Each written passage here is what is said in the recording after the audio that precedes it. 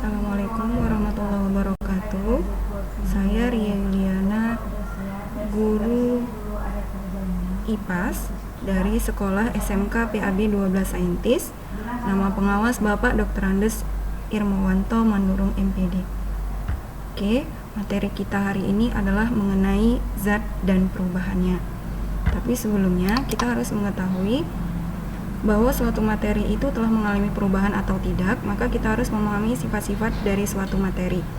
Yang mana definisi dari materi itu adalah segala sesuatu yang memiliki massa dan menempati ruang. Nah, apa perbedaan wujud dari keadaan padat, cair, dan gas?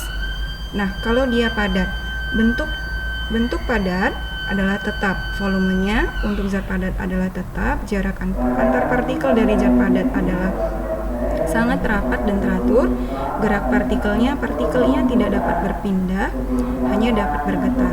Untuk wujud zat cair, bentuknya berubah, volumenya tetap, jarak antar partikelnya renggang dan tidak teratur, gerak partikelnya bebas bergerak.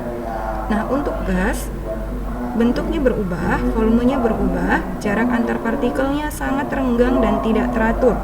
Yang mana untuk gerak partikelnya bisa bergerak dengan cepat. Kita lanjut. Sifat fisika dan kimia dari suatu materi. Sifat fisiknya tidak melibatkan perubahan apapun ke zat lain. Contohnya seperti titik leleh, titik didih, massa jenis, viskositas, kalor jenis, dan kekerasan. Untuk sifat kimianya, sifat zat yang menyebabkan zat tersebut berubah baik dengan sendirinya maupun ketika berinteraksi dengan zat lain. Contohnya apa? Contohnya adalah kemudahan untuk terbakar, kemudahan untuk mengalami proses perkaratan, dan kerentanan untuk mengalami pelapukan, dan lain sebagainya. Untuk perubahan materi dan energi. Nah, perbedaan perubahan fisika dan perubahan kimia. Perbedaan perubahan fisika dan perubahan kimia adalah perubahan fisika. Yang pertama, perubahan fisika tidak terdapat perubahan pada komposisi.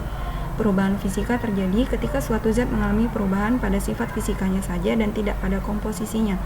Contohnya seperti ketika es itu meleleh. Kemudian yang kedua, perubahan kimia. Perubahan komposisi. Untuk perubahan kimia itu lebih dikenal dengan reaksi kimia terjadi ketika suatu zat berubah menjadi zat yang lain. Contoh daripada perubahan kimia adalah proses perkaratan besi, kemudian penguraian air menjadi hidrogen.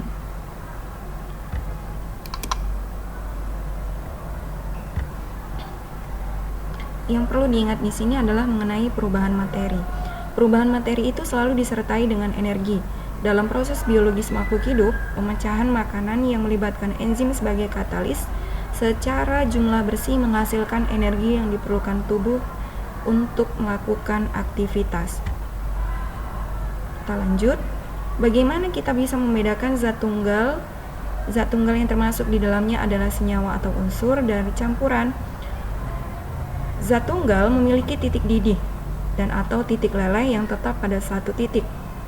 Kalau campuran, titik didih atau titik lelehnya berentang karena senyawanya tidak murni. Nah, ada beberapa cara pemisahan campuran. Di antaranya adalah filtrasi. Filtrasi atau penyaringan ini merupakan metode pemisahan untuk memisahkan zat padat dari cairannya dengan menggunakan alat berupa penyaring. Contohnya seperti dilihat pada gambar. Kemudian sublimasi. Sublimasi ini merupakan metode pemisahan campuran dengan menguapkan zat padat tanpa melalui fase cair terlebih dahulu, sehingga kotoran yang tidak menyublim akan tertinggal. Lanjut, kristalisasi. Pada metode ini, kelarutan bahan dalam suatu pelarut dan perbedaan titik beku. Apa itu kristalisasi? Kristalisasi merupakan metode pemisahan untuk memperoleh zat padat yang terlarut dalam suatu larutan.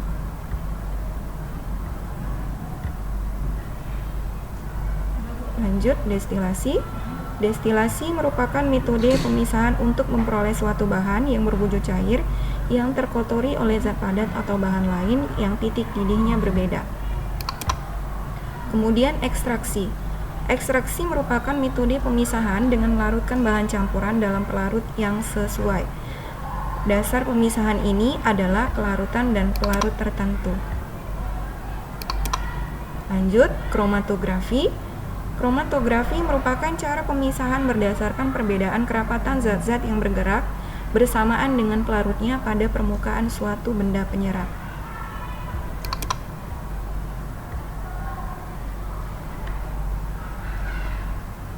Terakhir adalah sentrifugasi. Sentrifugasi itu merupakan teknik pemisahan campuran yang dilakukan dengan memanfaatkan gaya sentripetal. Dasar pemisahan dari metode sentrifugasi adalah pemutaran objek secara horizontal pada jarak tertentu. Sekian dan terima kasih.